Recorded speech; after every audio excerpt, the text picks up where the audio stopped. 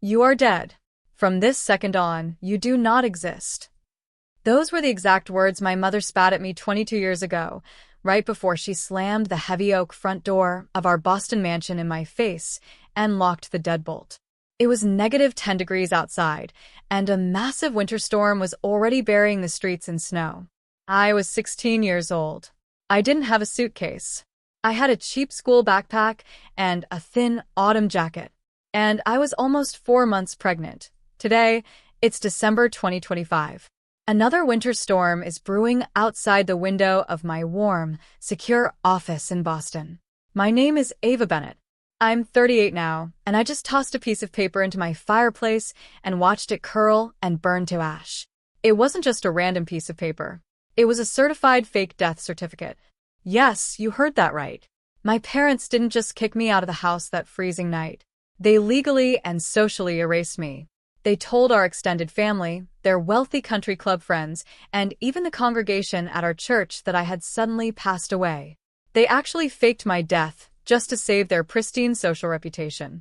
They couldn't bear the shame of a pregnant teen daughter, so they chose to have a dead one instead. So, you can probably imagine my absolute shock when those very same parents showed up unannounced at my business last week.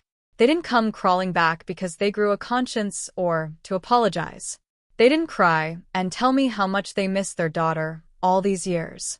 No, they came because they backed themselves into a corner and need me to save them. For the past year, my mother and father have been loudly bragging to Boston's elite society about their genius grandson who goes to Harvard. They built up this massive, elaborate lie to impress their wealthy friends and business partners. There is only one massive issue with their little story. That genius grandson does not exist. To understand how completely insane this situation is, I have to take you back to where it all started. January 2003. I was a 16-year-old junior at St. Eleanor's Preparatory Academy. It was the kind of school where kids drove cars that cost more than most people's houses. My family fit right in with that crowd. My father, Richard Bennett, was a ruthless corporate lawyer who destroyed people and companies for a living. He was cold, calculating, and cared only about his win rate and his bank account. My mother, Catherine Bennett, was a high society socialite. Her entire existence revolved around charity galas, country club gossip, and projecting a flawless image to the world. I was the mistake of the family. My brother Lucas was 24 at the time, already a medical resident on his way to becoming a top surgeon. My sister Victoria was 21, a brilliant law student following right in my father's footsteps. And then there was me. My mother got pregnant with me very late in life. It was entirely unplanned, and it almost ruined her social standing because it kept her away from her precious charity boards and social events for a year. She never, ever let me forget it. I wasn't just the baby of the family. I was an unplanned burden. Because I was an afterthought, they often completely forgot about me. Literally, that's exactly how I met Noah. Noah Carter was 18. He definitely wasn't from our wealthy world. He was the son of a mechanic and worked full-time at a local auto repair shop. He wore oil-stained jeans, drove a loud, beat-up truck, and he actually had a minor criminal record for getting into a fist fight to defend his younger brother. The rich kids at my prep school called him trash. But they were wrong. Noah was the absolute kindest person I had ever met in my life. We met on a freezing Friday afternoon. My mother was supposed to pick me up from school, but she got caught up hosting a high-profile luncheon and just forgot about me. The school locked its doors, the teachers all drove home, and I was left sitting on a freezing stone bench, violently shivering in my thin plaid uniform skirt. Noah was driving past the school after fixing a rich kid's imported car. He was the only person who stopped. He saw a freezing teenage girl, turned his loud truck around, jumped out, and wrapped his thick, heavy flannel jacket around my shoulders. He told me to get in, and he blasted the heater in his truck until I finally stopped shaking, though we started hanging out after that. We kept it a total secret. I knew my parents would lose their minds if they saw me talking to a guy who had motor oil under his fingernails and didn't have a massive trust fund. But I didn't care about any of that. When I was with Noah, I wasn't an annoyance. I wasn't a mistake that ruined my mother's social calendar. I was just Ava. He listened to me. He actually cared what I had to say. Then the panic hit. I missed my period. Then I missed another one. I was absolutely terrified. I kept ignoring it, praying it was just stress, hoping it would just magically go away. It didn't. I remember the exact moment I took the pregnancy test. I bought it at a pharmacy across town and took it in a freezing public bathroom at a subway station because I was too scared to bring it into my house. The floor tiles were covered in grime, the fluorescent lights were flickering aggressively, and my hands were shaking so hard I dropped the plastic stick twice. 2 pink lines. I wasn't just 2 months pregnant. Because I had hidden it and denied it for so long, I was almost 4 months along. There were no easy options left for me. I couldn't just get a quick, quiet medical procedure and pretend it never happened. It was too late for that. I walked out of that disgusting bathroom and found Noah waiting for me by his truck. I just broke down. I started sobbing uncontrollably.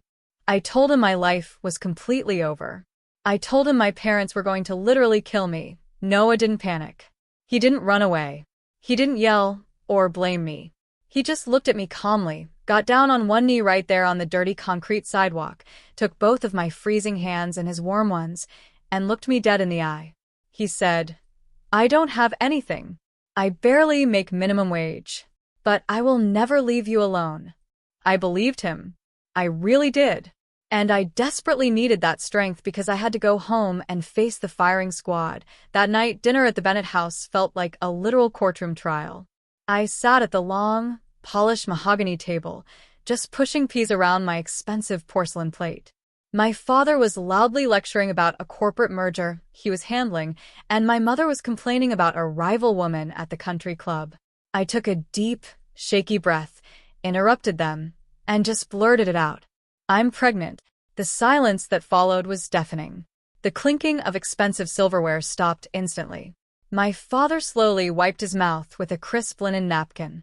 My mother's face lost all its color, turning completely white, and then it twisted into a look of pure, unadulterated disgust. They didn't scream. Screaming wasn't their style. They were cold. They were calculating.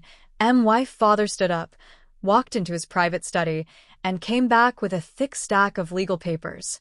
He slammed them down on the dining table right in front of me. He had already drafted emancipation papers months ago, just keeping them in his desk in case I ever became a liability to his public image. "You have 2 choices," my father said, his voice completely void of any emotion, like ice. "You terminate this pregnancy immediately, tomorrow morning. Then we send you to a strict boarding school in Switzerland until the gossip dies down. Or you walk out that front door tonight, and you are no longer a Bennett. You will be legally erased from all records. Legal, financial, family. You get absolutely nothing."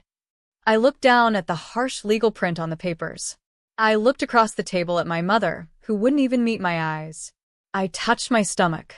I was 16. I was terrified, but I knew in my gut I couldn't let them force me into a clinic against my will. "I'm keeping it," I whispered, and my father simply pointed to the hallway. "Then get out." I ran upstairs to grab a suitcase, but my mother followed fast behind me. She physically ripped the suitcase right out of my hands. "Everything in this house belongs to us," she hissed. "You take what you're wearing and nothing else." I grabbed an old-school backpack, shoved a few pairs of underwear and a ratty sweater inside, and put on my jacket. It was a thin autumn jacket, barely thick enough for a brisk fall day, let alone a Boston blizzard. I walked downstairs. My father was already systematically locking the back doors and turning off the lights. I stepped out onto the front porch. The wind hit me instantly like a solid wall of ice. It was -10 degrees. I turned around to look at my mother one last time. I was just hoping for a tiny flicker of sympathy, a sign that she still loved her daughter. That was when she said it. "You are dead.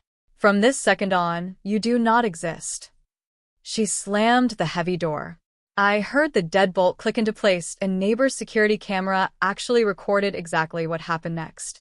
I know this because I saw the footage years later. I stood on that freezing porch for exactly 17 minutes. 17 minutes of shivering, crying, and begging the universe for that door to open. It never did. Finally, I turned around, put my head down, and walked directly into the raging winter storm that I walked 2 miles to a payphone at a rundown gas station and called Noah. He picked me up in 10 minutes flat. We didn't stay in Boston. We knew exactly who my father was. We knew he had the money and power to make our lives a living hell, to get Noah fired from every garage in the city, to have Child Protective Services take my baby away the literal second it was born. So we drove. We drove straight through the snowy night until we hit Philadelphia. We rented a tiny, damp basement room in a bad part of the city for $300 a month. The walls were covered in thick, black mold, the heater barely sputtered out warm air, and the exposed pipes rattled violently every time someone in the apartment above us flushed the toilet. It was the absolute rock bottom. The constant stress and the severe lack of food took a heavy toll on my body. I was dangerously malnourished, and I almost lost the baby. Noah stepped up. He worked 3 jobs at the same time just to keep us alive. He fixed cars during the day, washed greasy dishes at a 24-hour diner at night, and delivered heavy stacks of newspapers at dawn. He took his meager tips, bought me prenatal vitamins, forced me to eat the only decent food we could afford, and slept on the cold, hard floor every single night just so I could have the small, lumpy mattress. We were surviving. Barely, but we were doing it together. We built a tiny, quiet life out of nothing. We were actually happy, but the universe has a really sick, funny way of taking things from you right when you finally feel safe. It was 2008. We had made it through the hardest, darkest years. We were starting to see the light. And then, one rainy Tuesday night, a drunk driver in a massive pickup truck crossed the center line and hit Noah's small car head-on. It was a brutal hit-and-run. They never caught the guy who did it. Noah died on impact. I was left completely, utterly alone again. The only thing I received was an $8,500 life insurance payout from his auto shop employer. I remember holding that small, flimsy check in my hands, sitting alone in our crappy basement apartment, feeling completely numb to the world. $8,500. That was the price tag on the only man who had ever chosen me. The $8,500 check sat on the cheap laminate counter of our moldy basement apartment for 2 solid weeks. I couldn't bring myself to cash it. Cashing it meant Noah was actually gone. It meant the love of my life, the guy who gave up everything to sleep on a freezing floor for me, was reduced to 4 digits on a piece of bank paper. But I didn't have the luxury of drowning in grief. I had a 5-year-old daughter looking up at me with Noah's exact same brown eyes. Lily. She was born in the sweltering heat of July 2003 in a free city clinic, and she was the only reason I forced myself to get out of bed every single morning after the hit and run. That I took that money, packed up our few garbage bags of clothes, and finally moved us out of that toxic basement. I found a tiny, 1-bedroom apartment on the 2nd floor of a slightly less dangerous neighborhood in Philadelphia. It was still run down, but it had a window that actually let in sunlight, and the pipes didn't scream when you turned on the tap. I used a chunk of the insurance money to pay for 6 months of rent up front so Lily and I wouldn't end up on the street, and I used the rest to enroll in a cheap community college program for business management while working night shifts at a local diner, just like Noah used to do, but survival wasn't enough anymore. I looked around our new, bare apartment and realized I couldn't just exist. I needed to build a life. Since we had no money for furniture, I started picking up discarded items from alleyways and thrift stores. A broken wooden chair, a scratched coffee table, a lamp with a shattered base. I taught myself how to sand, stain, repair, and reupholster using library books and cheap tools from the dollar store. It was a distraction from the crushing weight of losing Noah, but it quickly became an obsession. I transformed our cheap, empty box of an apartment into something that actually felt warm. People from the building started noticing. A neighbor offered me $50 to fix up her living room. Then the landlord paid me to stage an empty unit to help it rent faster. It clicked. This was my way out. That's when I found out about Eleanor Voss. If you know anything about the East Coast interior design world, you know Eleanor.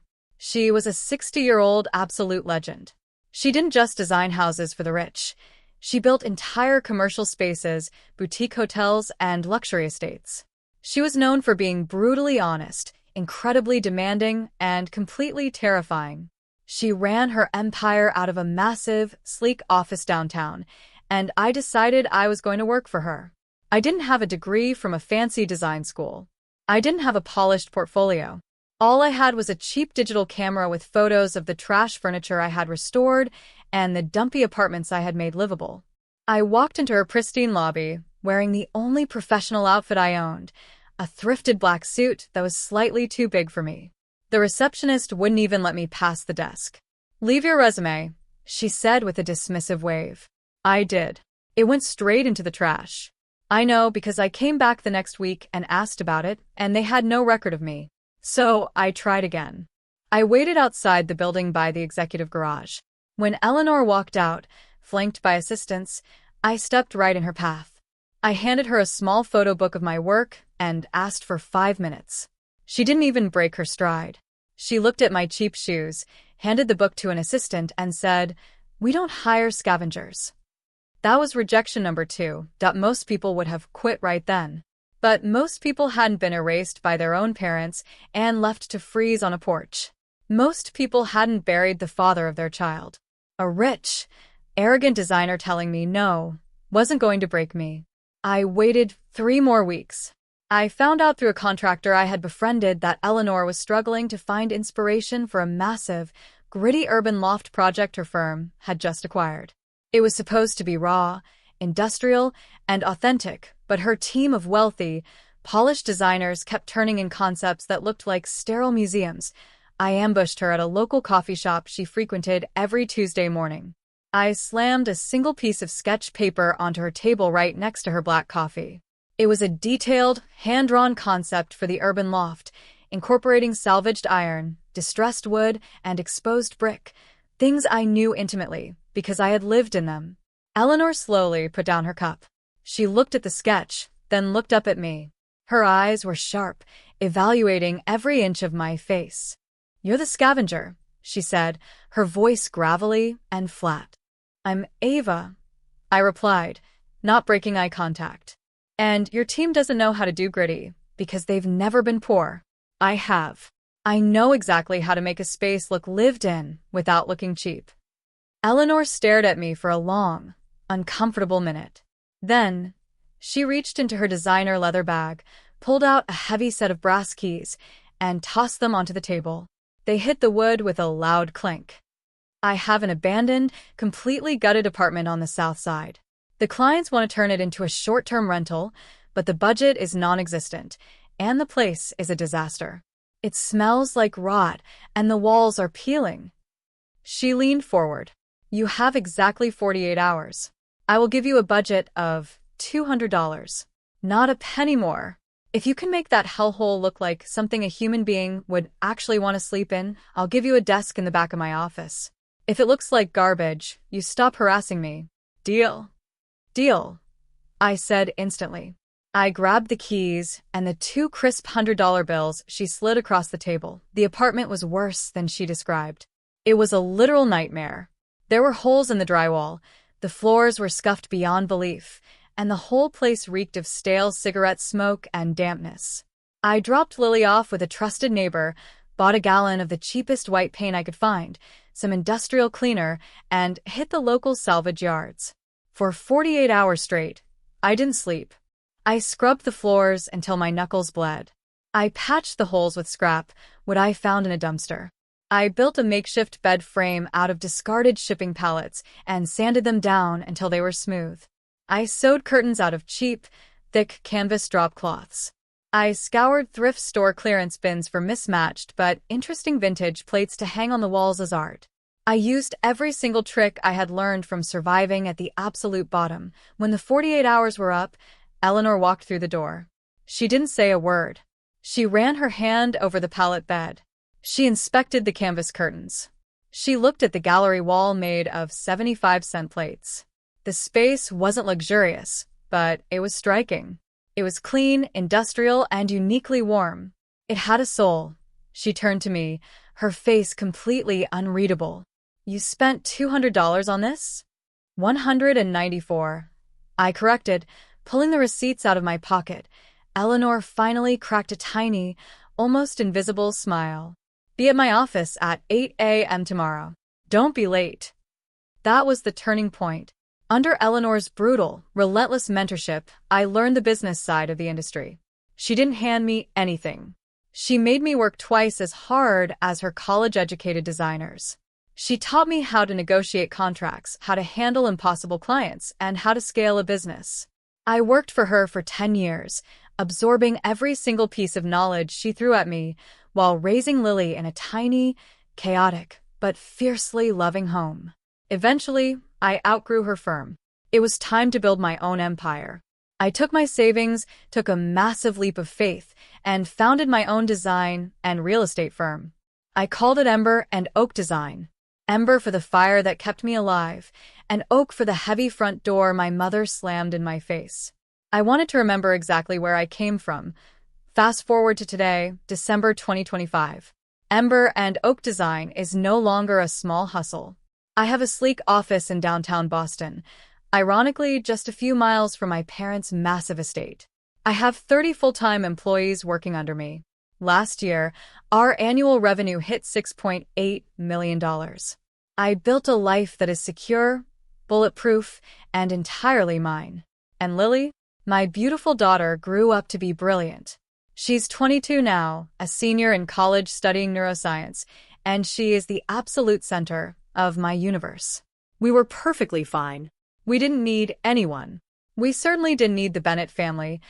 When my receptionist buzzed my office phone last Tuesday and said, "Ava, there's an older couple here demanding to see you.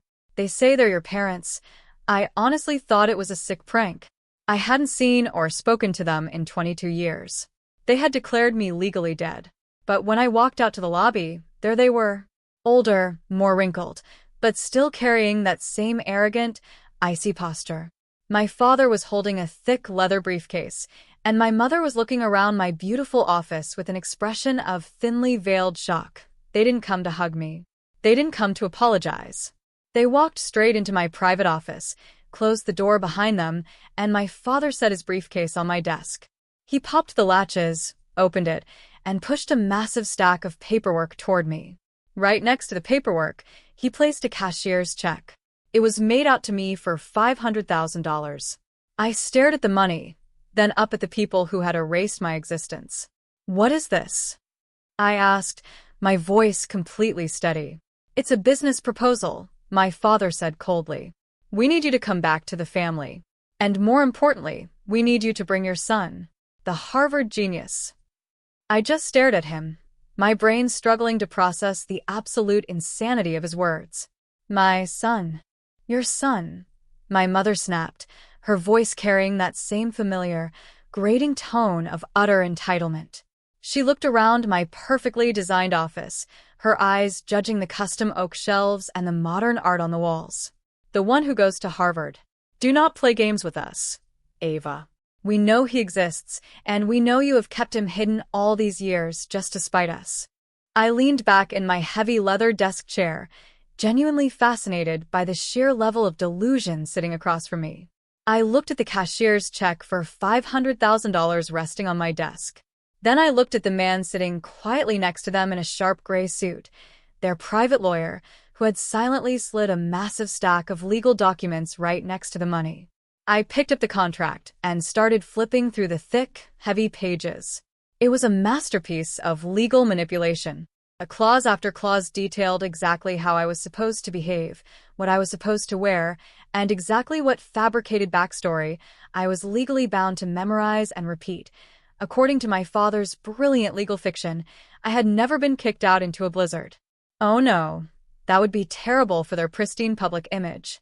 Instead, the story they had been spinning to their wealthy country club friends was that I had been sent to an exclusive, elite boarding school in Switzerland to refine my artistic talents. From there, I had supposedly moved to Paris, married a wealthy European aristocrat who tragically died in an accident, and spent the last 2 decades running a high-end design firm in Europe, and the crown jewel of their massive, elaborate lie? My fictional son. A brilliant, handsome boy who is currently a sophomore at Harvard, studying corporate law to follow directly in his grandfather's footsteps. "You've got to be kidding me," I said, tossing the heavy contract back onto the desk. You faked my death 22 years ago. You told the entire church congregation I died of a sudden illness. Now you want to resurrect me as a European widow with a Harvard son. My father didn't even flinch. He just adjusted his expensive silk tie. The death story was a temporary measure to stop the country club gossip about your condition, he said coldly, refusing to even say the word pregnant. It worked. People stopped asking questions. But recently, the Hamiltons, my biggest rivals at the corporate firm, have been aggressively bragging about their grandson getting into Yale. Your mother, in a moment of necessary social defense, mentioned that our grandson was already at Harvard. The lie grew. The country club is hosting our 40th anniversary gala next month, and the Hamiltons have explicitly challenged us to bring him. And since you couldn't exactly rent a fake college student without risking a massive scandal, I replied, putting the pieces together, you hired a private investigator to track me down, hoping to God that the baby I had actually turned out to be a boy smart enough to pass off as a Harvard law student. We are willing to pay you $500,000 for one single night of your time, my mother interrupted, leaning forward desperately. You take the money, you show up at the gala, you introduce your son, and then you can go right back to your little life here. It is a mutually beneficial business transaction. I couldn't help it. I started laughing. Not a polite chuckle, but a full, loud, genuine laugh that echoed off the glass walls of my office. It was the most absurd, hilarious, and deeply pathetic thing I had ever heard in my entire life. I don't have a son, I said, wiping a tear of laughter from my eye right on cue. The heavy glass door to my office swung open. It wasn't a planned entrance, but the timing was so absolute perfection that I couldn't have choreographed it better if I tried. Lily walked in. She had just come straight from her university campus. She was wearing her white lab coat over a simple sweater and jeans, holding a massive, heavy stack of advanced medical textbooks. Hey, Mom, did you need me to sign those lease documents for the new apartment? Lily stopped dead in her tracks when she noticed the older, stiff-looking stranger sitting across from my desk. My mother's jaw practically hit the hardwood floor. She stared at Lily. She stared at the thick, dark curly hair that was a carbon copy of Noah's and the sharp, defined facial features that looked exactly like mine. The realization hit her like a physical blow. There was no Harvard grandson. There was a granddaughter. Catherine, Richard, I said smoothly, gesturing to the beautiful young woman standing in the doorway. This is my daughter, Lily. She's 20. She's a university student studying neuroscience, and she spends her weekends working at a free clinic. Not a corporate lawyer in sight. The silence in the room was suffocating. My mother looked like she was going to be physically sick. Her perfect, carefully constructed social lie was crumbling right in front of her eyes. She couldn't show up to the gala with a girl who studied brains. She had promised her country club enemies a boy who studied law, but my father, ever the ruthless lawyer who refused to ever lose a case, didn't miss a beat.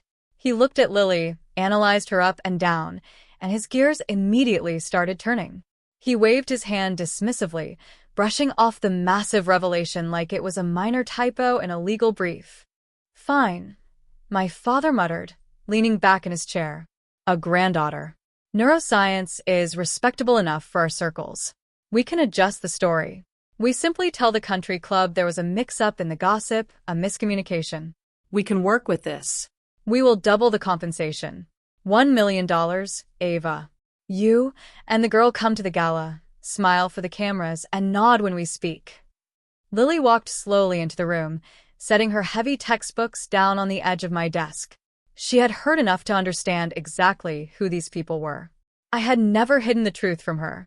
She knew exactly what they did to me, exactly how her father had died, and exactly how hard we had fought to survive in that moldy basement. She looked my father dead in the eye, her voice completely steady and terrifyingly calm. You want to adjust the story? She asked. Do you want me to disappear again when the party is over? My father opened his mouth to speak, but Lily didn't let him. My dad froze on a concrete floor so my mom could eat, Lily continued, leaning over the desk toward him, her voice dripping with venom. My mom scrubbed mold off walls, so I wouldn't get sick. You don't get to buy us to win a petty fight with your rich friends. Get out. You little. My mother hissed, standing up fast. Get out of my office before I have security physically remove you, I said, standing up to join my daughter. Take your ridiculous contract and your money. My father grabbed the contract from a lawyer, but he deliberately left the check and a gold-embossed envelope on the desk. He snapped his briefcase shut. You are making a massive mistake, Ava. This gala is going to have 300 of the most powerful people in Boston. It is being live-streamed to the entire East Coast socialite community. If we go down for this lie, we will make sure your little design business goes down with us. I will bury you in so much negative press and legal red tape you will be back in a basement by Christmas. They stormed out, slamming the glass door behind them.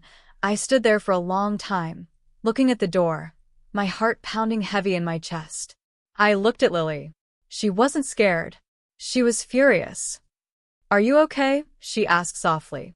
I'm fine, I said. But my mind was already racing. My father's threat wasn't empty. He was a vindictive, hateful man with endless resources. If I just ignored him, he would absolutely try to destroy everything I had built. He would spread lies about my company, sabotage my vendor contracts, and ruin my professional reputation. I couldn't just play defense. I had to end this. Permanently, I walked over to my filing cabinet, unlocked the bottom drawer, and pulled out a small, heavy fireproof lockbox. I opened it and took out a thick manila folder. It contained everything I had saved from that freezing night.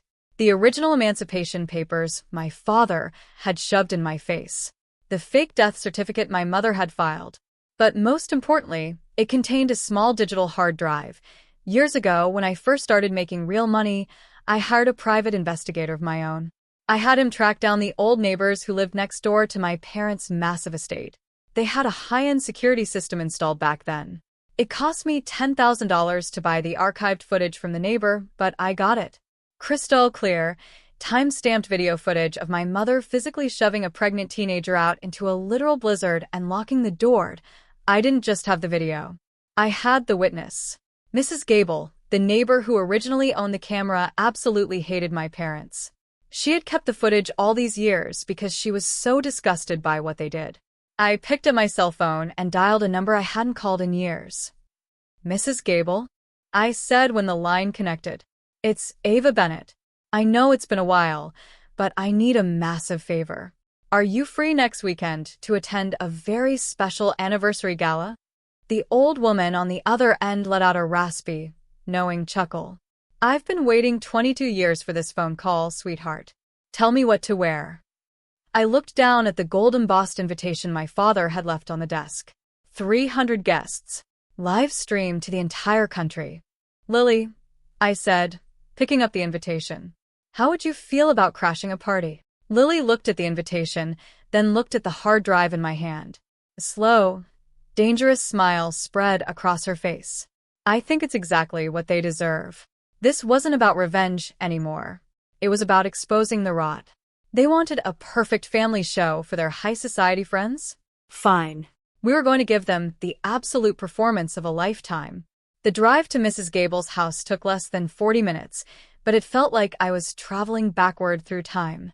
I hadn't been to my old neighborhood in 22 years, not since the night my mother told me I was dead and locked me out in a negative 10-degree blizzard. As we pulled into the wealthy, manicured subdivision, my chest tightened. Mrs. Gable lived exactly where she always had, right next door to the massive Bennett estate. She was 78 years old now, her hair completely silver, but her eyes were just as sharp and observant as they had been when I was a teenager. She opened her heavy wooden door before I even had the chance to ring the bell, taking one look at me and then staring hard at Lily. She has his eyes, Mrs. Gable whispered, a sad smile crossing her wrinkled face as she ushered us into her warm living room. She knew about Noah. She was the only person on that entire street who had ever treated him like a human being instead of trash. We sat down on her velvet sofa, and she didn't waste any time with small talk. She walked straight to a heavy oak bookshelf, pulled out a small, locked metal box, and set it on the coffee table between us. Inside were the original digital backup tapes from her security system, along with a thick stack of printed legal files, creating a perfect arsenal of evidence alongside the name erasure papers my father had shoved in my face. "I kept everything," Mrs. Gable said firmly, tapping the top of the box. "The video from my security camera clearly shows you standing on that freezing porch for exactly 17 minutes before you finally gave up and walked away." She looked at Lily, her expression darkening with absolute anger. "Your grandparents are monsters, sweetheart." Lily leaned forward, her hands clasped tightly together. "What happened the next morning, after she left?" Mrs. Gable let out a harsh, bitter laugh. "The performance of the century, that's what happened." She explained how my mother had practically collapsed on the pristine front lawn 2 days later, wailing for the neighbors to hear, claiming I had run away and succumbed to the freezing temperatures. But it didn't stop there. They didn't just tell people I was missing. They legally erased me from the family and fabricated a sudden, tragic illness.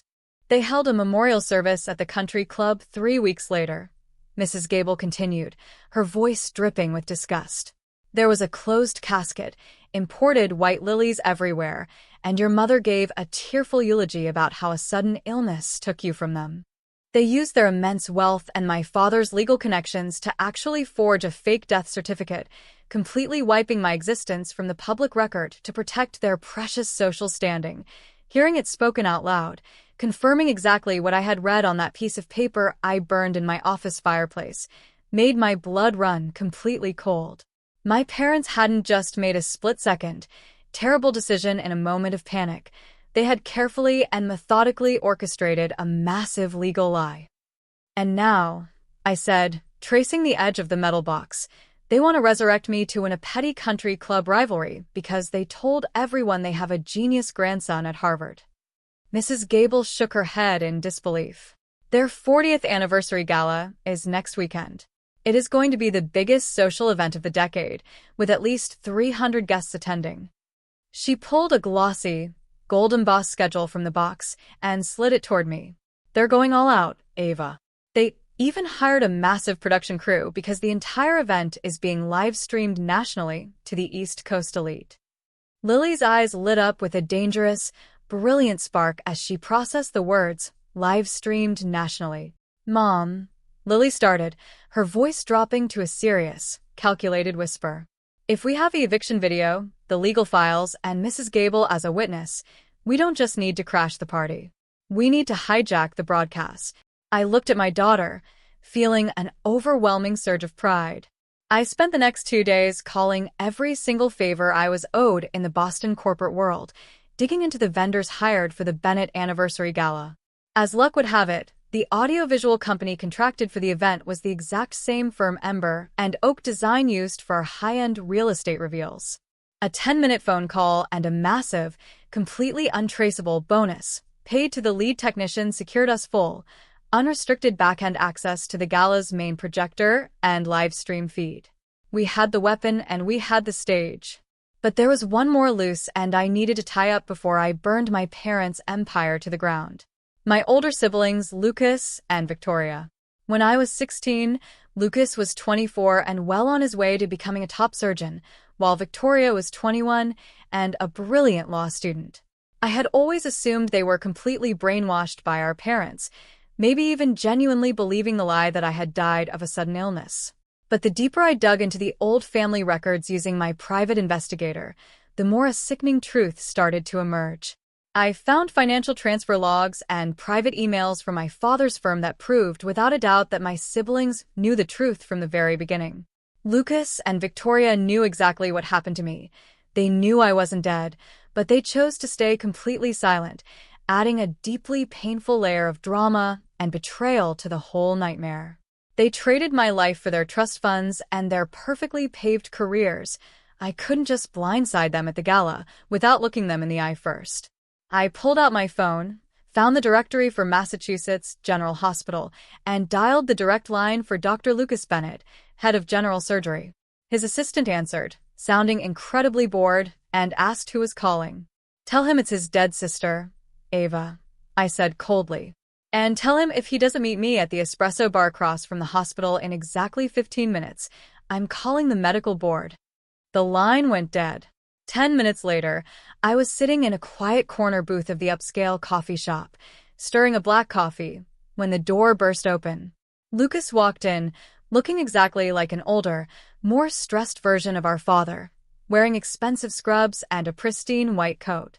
He scanned the room frantically, his face pale and sweating, until his eyes finally locked onto mine. He didn't run over and hug me. He didn't cry or ask where I had been for the last 2 decades. He slid into the booth across from me, looking terrified that someone might recognize us together. "What the hell are you doing here?" Lucas hissed, keeping his voice dangerously low. "Mom and Dad said they paid you off. They said you took the money to play along with the Harvard story." I just stared at him, letting the absolute pathetic reality of his words hang in the air between us. He knew about the Harvard lie. He knew about the bribe. He knew everything, and he was still playing their sick game. "You knew I was alive this whole time," I stated simply, not asking a question, just delivering the absolute fact. Lucas swallowed hard, looking away from my piercing gaze and staring at the table. "Ava, you have to understand.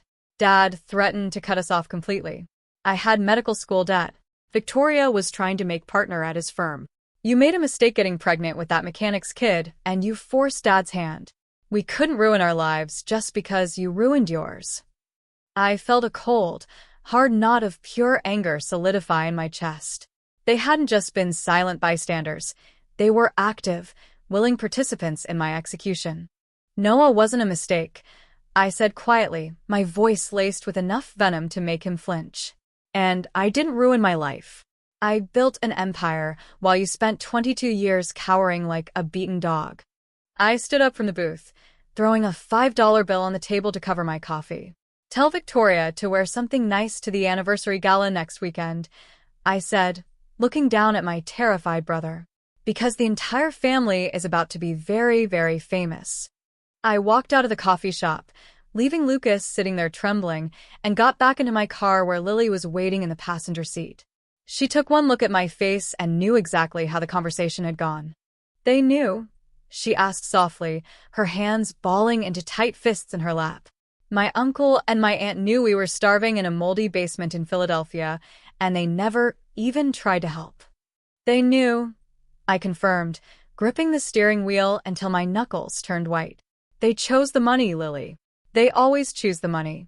She looked out the window at the freezing Boston streets, her jaw set with the same fierce determination that had kept me alive all those years ago.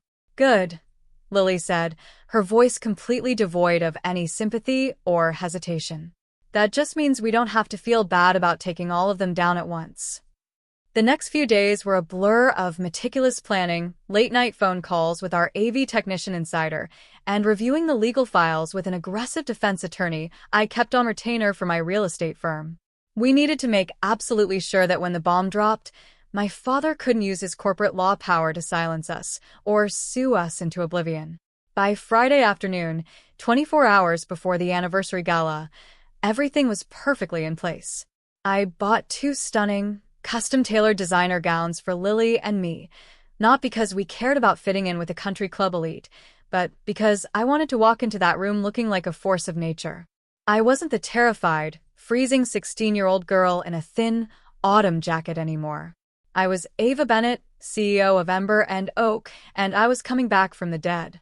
Saturday evening arrived, bringing with it a bitter, howling winter wind that felt like a poetic echo of the past.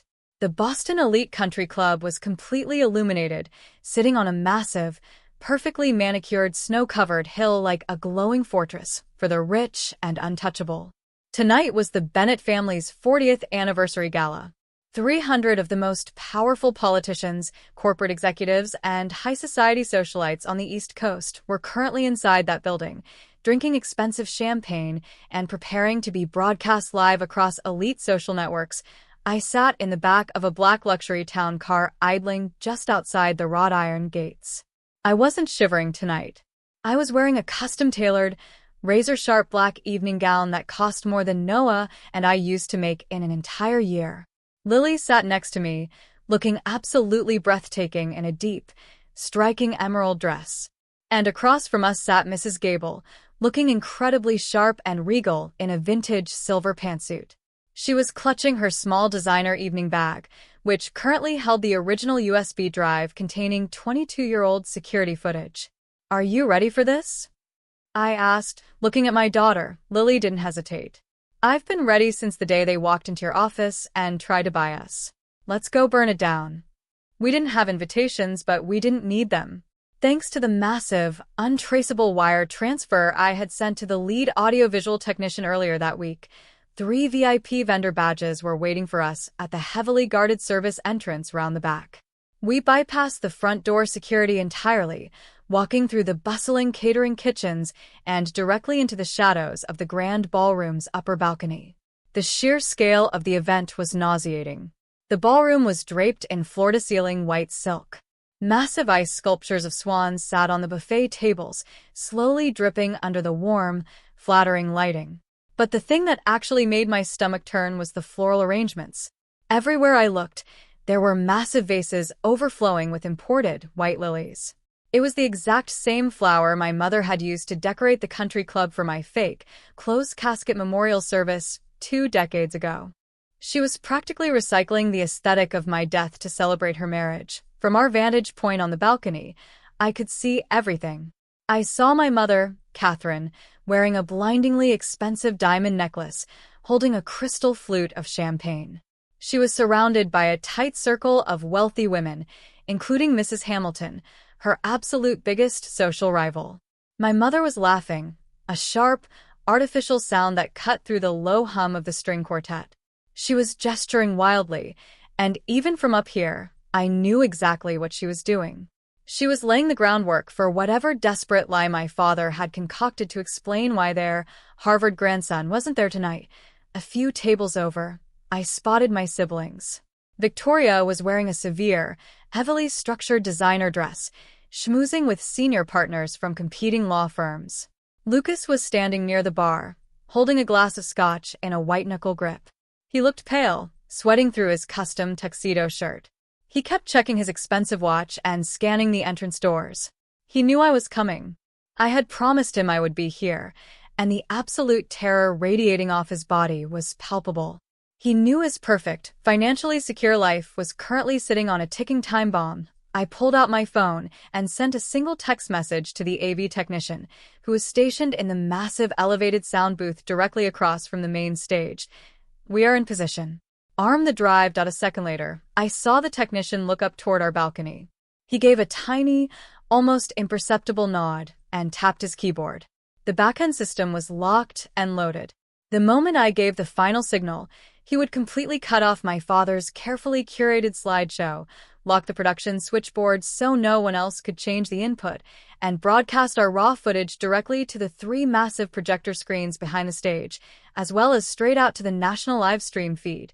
At exactly 8 o'clock, the string quartet stopped playing. The heavy crystal chandeliers hanging from the ceiling dimmed to a soft, dramatic glow. A booming voice echoed over the state-of-the-art surround sound system, asking the 300 wealthy guests to please take their seats and direct their attention to the main stage. The live stream cameras, mounted on heavy motorized tripods around the room, all pivoted in unison, their red recording lights blinking to life. The crowd erupted into polite, synchronized applause as my father, Richard Bennett, walked up the steps to the grand acrylic podium. He looked exactly the same as he did in the courtroom, commanding, arrogant, and utterly untouchable. He adjusted the microphone, gave a humble, practiced smile to the audience, and waited for the room to fall completely silent. 40 years, my father began, his deep, resonant voice filling the massive ballroom. 40 years ago, Catherine and I stood before God and our closest friends, and we made a vow. We vowed to build a life founded on integrity, on mutual respect, and above all else, on the unwavering, unbreakable bond of family. I actually felt Mrs. Gable let out a low, disgusted scoff next to me. The sheer, unadulterated hypocrisy of his words was staggering. In our world, In the fast-paced, demanding environment of corporate law and high society, it is easy to lose sight of what truly matters, my father continued, placing his hands flat on the podium, leaning forward to project earnestness. Behind him, the massive screens displayed a heavily edited, high-resolution photo of him and my mother smiling flawlessly. But Catherine and I always knew that true wealth isn't measured in bank accounts or property lines. It is measured in the legacy you leave behind. It is measured in the children you raise and the love you pour into them. He gestured grandly to the front row. The cameras immediately panned to catch the action. Look at my son, Dr. Lucas Bennett, saving lives every single day. Look at my brilliant daughter, Victoria, defending the law with the same fierce dedication I have always strived for. The crowd clapped politely. Lucas looked like he was going to throw up right there on the expensive carpet. Family is a fortress, my father said, lowering his voice to a serious, intimate tone that he used to sway juries. It is a sanctuary where you are always safe, always protected, and always welcomed with open doors. That was the trigger. The words open doors. I looked at Lily. I looked at Mrs. Gable. I didn't say a word. I just turned around, pushed open the heavy velvet curtains of the balcony, and started walking down the grand, sweeping spiral staircase that led directly to the main ballroom floor. The carpet silenced my footsteps. The crowd was completely fixated on my father's emotional performance, completely unaware of the ghost currently descending from the shadows. Now, as many of you know, my father continued, his tone shifting to something slightly more somber, a perfectly calculated act of vulnerability. The Bennett family has weathered its storms. We have faced profound, unimaginable tragedy. We have suffered losses that would break a weaker foundation. He paused, looking directly at the Hamiltons' table. And recently there have been rumors, whispers regarding our extended family. Tonight, Catherine and I want to set the record entirely straight. We want to speak the absolute truth about our legacy. He was about to do it. He was about to pivot the lie. He was going to stand in front of 300 people and thousands of live stream viewers, and he was going to invent a brand new, legally vetted fiction to cover up the fact that I had rejected his $1 million bribe. He was probably going to claim his Harvard grandson was tragically ill, or that the European widow daughter was too heartbroken to attend. He was going to use my pain, my existence, as a convenient plot device to save his social standing. I hit the bottom of the staircase. I was now standing at the very back of the main center aisle, a long, straight path cutting directly through the sea of circular dining tables, leading right up to the stage. I locked eyes with the AV technician in the booth. I raised my hand, and I gave him the signal. The moment my hand went up, the massive projection screens behind my father abruptly went completely black. The soft, romantic instrumental music that had been playing beneath his speech was violently cut off, replaced by the harsh, crackling static of an old security tape. The heavy silence in the room was instant and suffocating. 300 of Boston's most elite socialites murmured in confusion, shifting uncomfortably in their expensive seats. My father stopped mid-sentence, tapping his microphone in annoyance, assuming it was just a technical glitch. He plastered on his fake, charming courtroom smile, waiting for the production crew to fix the issue. But the screens didn't go back to his carefully curated photo slideshow. They flickered back to life, flooding the elegant, silk-draped ballroom with the stark, grainy, black and white footage of a brutal winter storm. The timestamp glowing in the bottom corner read January 2003. The camera angle was unmistakably Mrs. Gable's front porch, pointing directly at the heavy oak doors of the massive Bennett estate. A collective gasp rippled through the audience as they watched a much younger, furious version of my mother violently shove a terrified, pregnant 16-year-old girl out into the negative 10-degree snowstorm.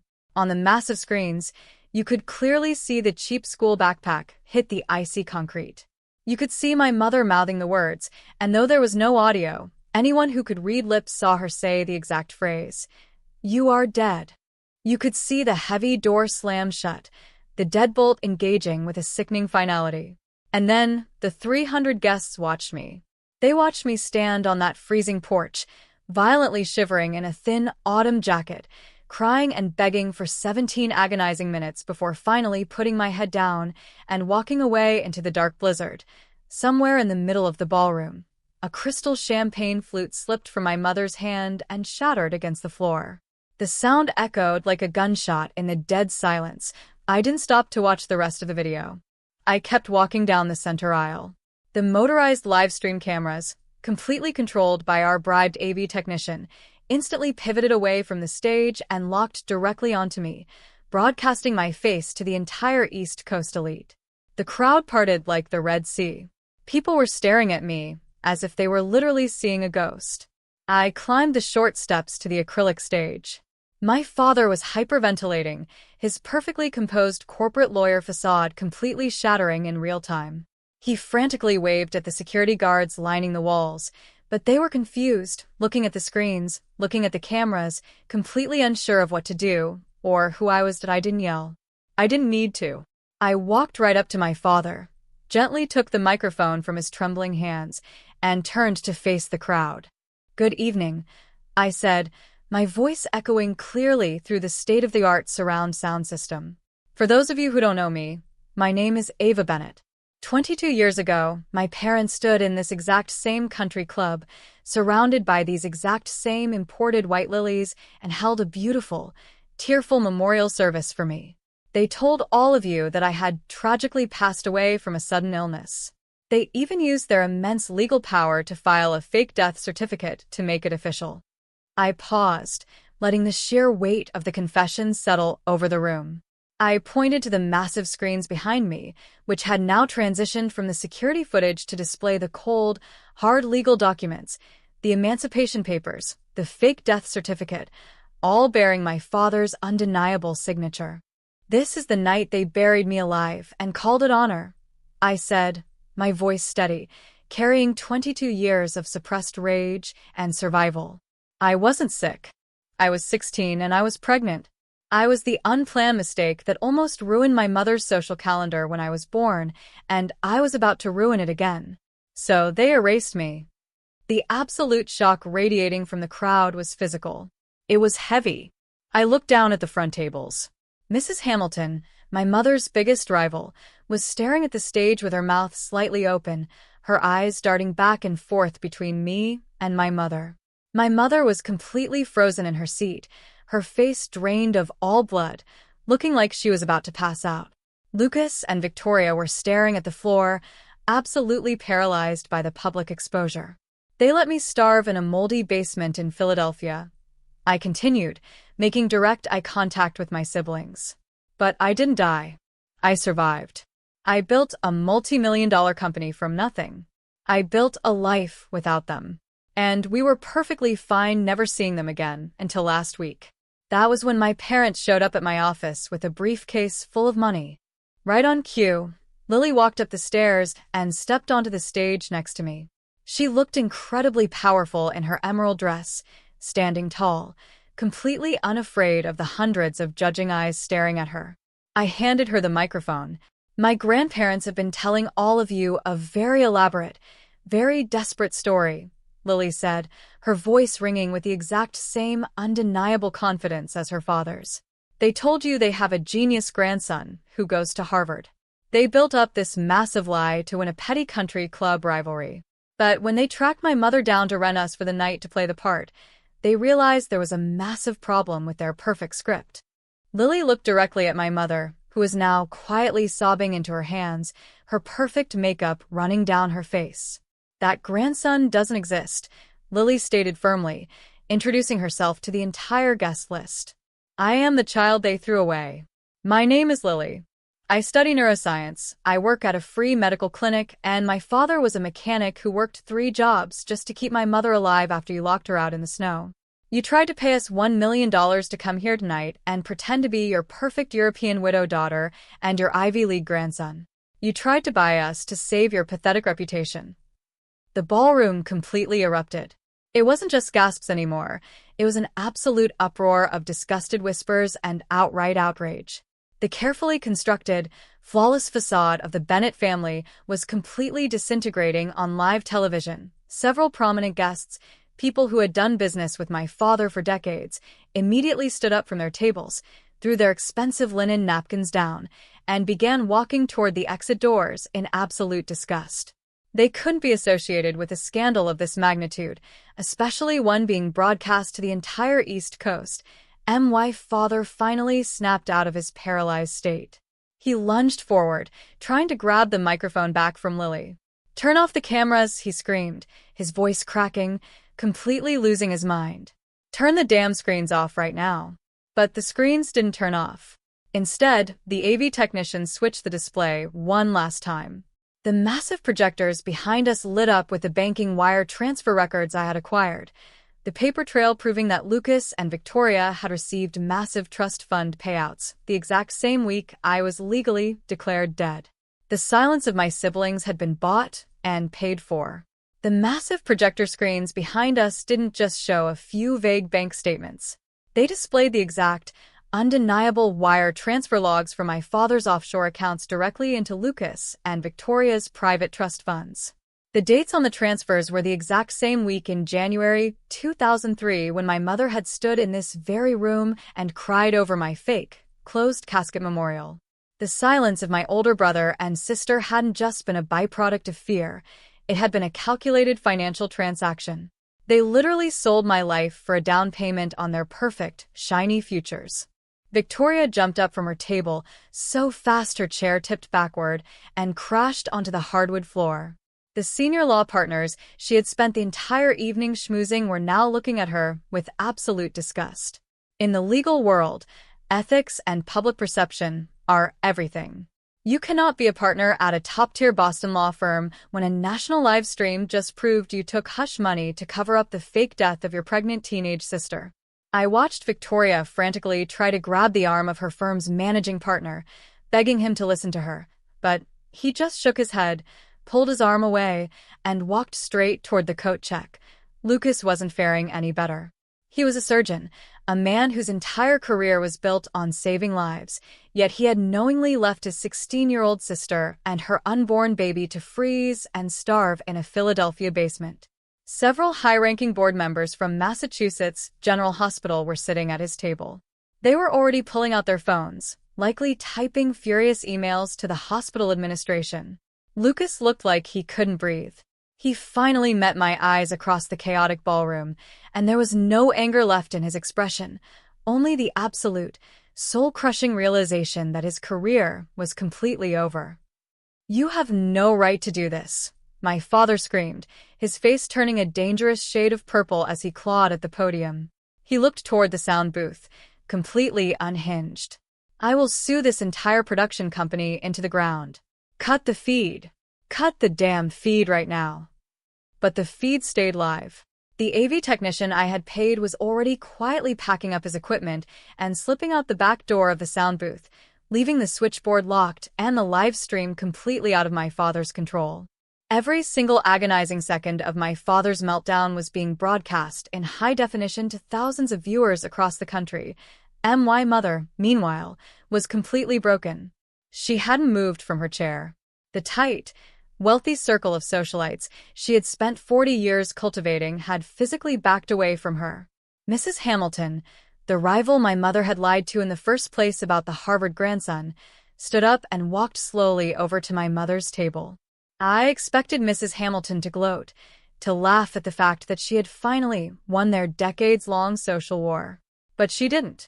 She just looked down at my mother, who was sobbing uncontrollably into her expensive silk napkin, and spoke loud enough for the stage microphones to pick it up.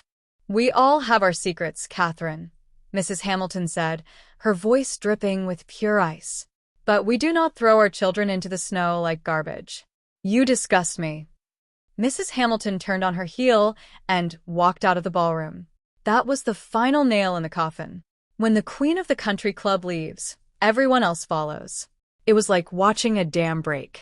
300 of the most powerful people on the East Coast simultaneously decided they needed to be anywhere but here. The mass exodus was swift and brutal. People were practically tripping over each other to get to the exits. No one wanted to be caught on the live stream associating with the Bennett family for a second longer. My father realized he was losing the room. He realized he was losing everything. He turned back to me, his chest heaving, his eyes completely wild. The polished, calculating corporate lawyer was entirely gone. "You vindictive little..." He started to hiss, taking a threatening step toward me. He didn't get to finish the sentence. Before I could even react, Mrs. Gable, the 78-year-old neighbor who had kept the security footage all these years, stepped directly between me and my father. She didn't flinch. She just pointed her bony finger right at his chest. "Don't you dare take another step toward her, Richard," Mrs. Gable snapped, her voice carrying the absolute authority of a woman who had seen through his garbage for 4 decades. "You lost the right to speak to her 22 years ago. Now sit down and watch your empire burn."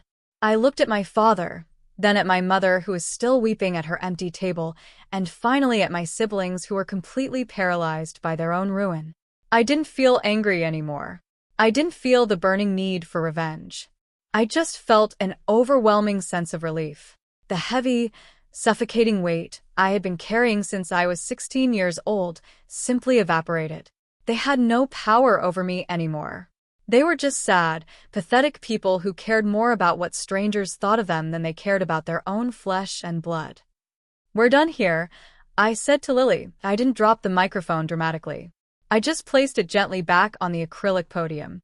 Lily, Mrs. Gable, and I turned around and walked down the stairs of the stage. We walked straight down the center aisle of the ballroom, through the scattering crowd, past the massive ice sculptures and the imported white lilies that were supposed to symbolize my death. We didn't rush. We walked with our heads held high, completely untouched by the absolute chaos we were leaving in our wake. The aftermath was faster and more brutal than I could have ever predicted. The internet does not forgive, and it certainly does not forget. By Sunday morning, the live stream footage had been ripped, clipped, and shared across every single social media platform and local news station in New England. The Bennett family fake death was trending nationally. My face, Lily's speech, and the black and white footage of my mother slamming the door in my face were playing on a continuous loop on morning talk shows. The fallout for my parents was absolute and immediate. On Monday morning, my father was summoned to an emergency meeting at his corporate law firm. He didn't even make it past the lobby. The other senior partners, terrified of the massive public relations nightmare and the undeniable proof of his financial extortion regarding my siblings' trust funds, forced him to resign on the spot. They handed him a cardboard box and escorted him out of the building he had spent 30 years helping to build. The State Bar Association immediately opened an ethics investigation into the fake death certificate he had filed, threatening to revoke his license permanently. He had lost his position on the board, and his career was officially dead. My mother's destruction was entirely social, which, for her, was a fate far worse than death. The Boston Elite Country Club held an emergency board meeting on Sunday afternoon and unanimously voted to revoke her membership, citing a severe violation of their moral conduct clause. She was banned from the property forever. Every single charity board she sat on quietly removed her name from their websites. Her phone stopped ringing. The wealthy women she had spent her entire life trying to impress completely ghosted her. She was boycotted by her entire community, turning into a complete pariah in her own city. As for my siblings, the karma they had bought with my life finally came to collect. Victoria was placed on indefinite unpaid leave from her law firm pending an internal review of the trust fund payouts. Lucas was quietly asked to step down as head of general surgery. The hospital administration couldn't legally fire him just for being a terrible brother, but the internal pressure, the media circus, and the sheer disgust from his colleagues made his working environment completely toxic. They both retreated into their massive, empty houses, finally experiencing a fraction of the isolation they had forced onto me. They'd spent 22 years trying to protect a flawless public image, and in a single night, it was completely reduced to ash. They had absolutely nothing left. 2 weeks after the anniversary gala, the dust had finally started to settle over Boston. The vicious, relentless news cycle had slowly moved on to the next big corporate scandal, but the permanent, catastrophic damage to the Bennett family was already set in stone. My parents' massive, silent estate in the wealthy suburbs had practically become a ghost town. The country club elites treated my mother like an absolute pariah, refusing to even look in her direction if they accidentally crossed paths at high-end grocery stores. My father was still aggressively fighting the State Bar Association, desperately trying to keep his law license, but everyone in the legal world knew his career was completely dead. I was sitting at my desk in my warm, beautifully designed office at Ember and Oak on a quiet Tuesday morning when my receptionist buzzed my phone. She sounded incredibly hesitant. She told me there was a man in the lobby who insisted on seeing me, and that he claimed to represent Richard Bennett. It wasn't my father. It was his private lawyer, the exact same man in the sharp gray suit who had sat in this very office just a few weeks ago and silently slid a fraudulent contract across my desk. I told her to send him in. I wasn't afraid of them anymore. They had zero leverage left. The lawyer walked into my office looking completely exhausted. The arrogant, untouchable aura he had carried during our first meeting was entirely gone. He looked like a man who hadn't slept in 2 weeks, probably because he had been spending every waking hour trying to untangle the massive legal nightmare my father had created. He didn't sit down. He just walked up to my desk, opened his heavy leather briefcase, and pulled out a single, crisp cashier's check. He placed it gently on the polished oak wood right in front of me. I looked down at the numbers printed on the paper. It wasn't for $500,000 this time. It was for exactly $1 million. Your father asked me to bring this to you, the lawyer said, his voice surprisingly quiet, devoid of his usual courtroom confidence. He is facing severe ethics charges for the fabricated death certificate. The State Bar is threatening immediate disbarment, and the district attorney is considering filing fraud charges regarding the trust fund payouts. He is begging you to accept this money. In exchange, he just wants you to sign a public statement saying the security footage was manipulated or that there was a massive misunderstanding 22 years ago. He needs you to give him a lifeline, Ava. I stared at the check. $1 million. It was an amount of money that would have completely changed my life 22 years ago. It would have saved Noah from working 3 exhausting jobs until his body broke down. It would have kept us out of that toxic, mold-infested basement in Philadelphia. 22 years ago, I received exactly $8,500 as the ultimate price tag for the love of my life. Now, my father was casually tossing $1 million onto my desk just to buy his reputation back. I didn't yell at the lawyer. I didn't tear the check into tiny pieces for dramatic effect. I just calmly slid the piece of paper right back across the desk toward him. You can take this back to Richard, I said, my voice completely steady and resolved. I am not taking the money. And you can tell both of my parents that I am not returning to the family. The lawyer looked at me, genuinely confused. Ava, it is $1 million. You completely destroyed them on national television. You won. Why not take the payout and walk away? Because taking their money means they still think they can buy their way out of the consequences, I replied, leaning back in my chair. They don't get to purchase my forgiveness, and they certainly don't get to purchase my silence. I don't need their wealth. I built my own. Tell my father to save his money for his defense attorneys. He's going to need it. The lawyer slowly nodded, recognizing that there was absolutely no room for negotiation. He picked up the check, put it back into his briefcase, and walked out of my office without another word. That was the last time I ever had any contact with my parents' legal team. The attempts for my siblings to reconnect were equally pathetic, but far more annoying. Later that same afternoon, I checked my voicemail and found 3 missed calls from Victoria. She left a 4-minute, sobbing audio message begging me to meet her for lunch. She didn't apologize for leaving me to freeze on that porch, and she certainly didn't apologize for taking the hush money from our father's offshore accounts. She only cried about how her law firm had suspended her without pay and how her entire career was falling apart because of the public backlash. She wanted me to publicly forgive her so her managing partners would let her come back to work. Lucas was exactly the same. He sent me a massive, rambling email explaining how he had a massive mortgage, how the hospital board was forcing him out of his surgical position, and how I needed to think about the family and call off the media circus. I didn't reply to the voicemail, and I didn't respond to the email. I simply blocked their numbers and deleted their contact information from my phone forever. This entire ordeal was never about seeking petty revenge against them. It was always about my own personal liberation. I had spent over 2 decades carrying the heavy, invisible burden of their rejection, constantly wondering if I was somehow inherently flawed or unlovable because my own family threw me away like garbage. Exposing them didn't just ruin their lives.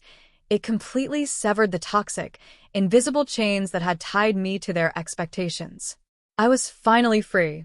Ironically, the massive public scandal didn't hurt my business at all. In fact, it did the exact opposite. The live stream footage showed the entire East Coast elite exactly who I was, a woman who had been completely erased, who had survived the absolute worst conditions imaginable, and who had built a multi-million-dollar design empire with her own 2 hands.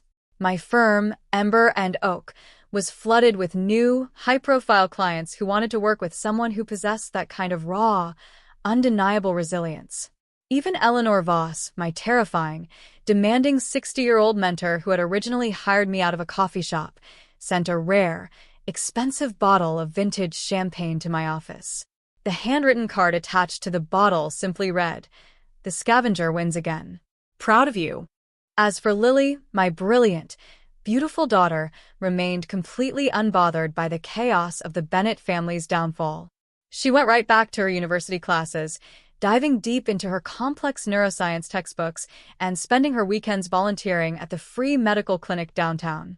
She never once asked about her grandparents or my siblings.